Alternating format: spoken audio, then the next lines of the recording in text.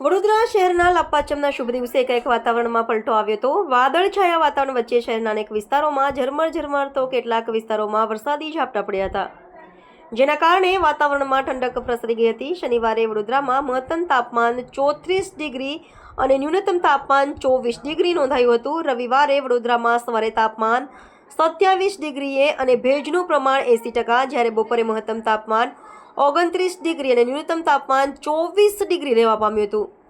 જો કે સાંજે 6:30 કલાકની આસપાસ મહત્તમ તાપમાન 26 અને ન્યૂનતમ તાપમાન 23 ડિગ્રી નોંધાયું હતું, જ્યારે સોમવારે મહત્તમ 27 અને ન્યૂનતમ 24 ડિગ્રી સાથે આગામી કેટલાક દિવસોમાં તાપમાનમાં વધારો થવાની શક્યતા રહેલી છે।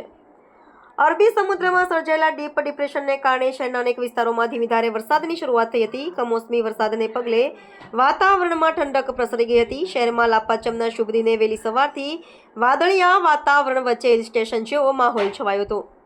રાજ્યમાં હવામાન વિભાગની આગાહી મુજબ મોટાભાગના વિસ્તારોમાં વરસાદ વરસી રહ્યો છે। છેલ્લા કેટલાક દિવસોથી થયેલા ઉકળાટ અને બફારા વચ્ચે ઠંડક પ્રસરતા વાતાવરણ ખુશનુમા બન્યું હતું। ગ્રામ્ય વિસ્તારમાં કમોસમી વરસાદને પગલે ખેડૂતોના ઊભા પાકને નુકસાન થશે।